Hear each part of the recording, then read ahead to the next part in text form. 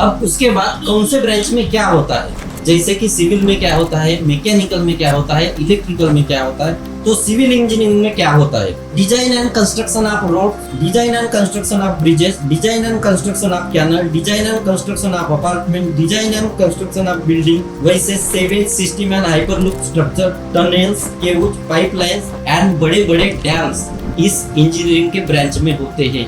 उसके बाद electrical engineering में क्या होता है, तो इलेक्ट्रिकल इंजीनियरिंग में power plant design and construction, power generation, power transmission, power distribution, power designing of transformer, designing of fans, designing of bulb, designing of lamp. उसके बाद मैकेनिकल में क्या होता है, तो मैकेनिकल में machine designing, vehicle designing, complex equipment designing, engine designing और robotics. इसके अलावा भी बहुत होते हैं, मैं सिर्फ ब्रीफ इंट्रोडक्शन दे रहा हूँ। उसके बाद इलेक्ट्रॉनिक्स में, इसमें क्या होता है, designing and manufacturing of electronic devices like television, robot, mobile, digital watch, digital car, computer with semiconductor like silicon and germanium. ये इलेक्ट्रॉनिक्स में। और इसके अलावा बहुत कुछ होता है, मैं सिर्फ ब्रीफ इंट्रोडक्शन दे रहा हूँ। कंप्यूटर इंजीनियरिंग या कंप्यूटर साइंस इंजीनियरिंग, इसमें क्या होता है, इसमें सॉफ्टवेयर होता है, हार्डवेयर होता है, कंप्यूटर नेटवर्किंग होती है, स्टडी ऑफ अरे ऑफ मैथमेटिक्स होते हैं जैसे कि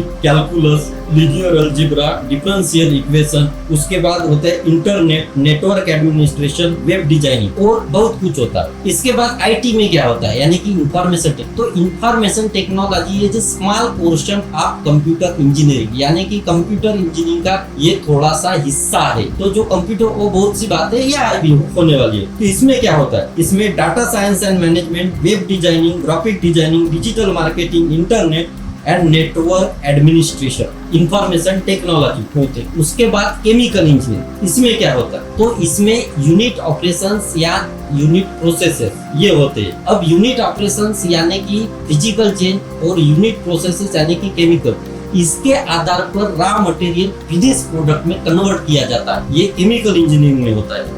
और इसके अलावा जैसे कि plant designing, petroleum industry, polymer industry, paint industry, wax and surface coating, ये भी केमिकल इंजीनियरिंग में होते हैं। उसके अलावा माइनिंग इंजीनियरिंग, तो इसमें क्या होता है, इसमें एक्सट्रैक्शन ऑफ मिनरल्स होता है, मिनरल प्रोसेसिंग होती है, एक्सप्लोरेशन होता है, discovery of mineral and resources होता है, ये माइनिंग इंडस्ट्री में होता है या माइनिंग इंजीनियरिंग में होता है। उसके बाद मेटलर्जी, इसमें क्या होता है, तो processing of ores, production of metal, extraction of metal, study of ferrous metallurgy, study of non ferrous metallurgy, ये होते हैं मेटलर्जी इस इंजीनियरिंग ब्रांच में।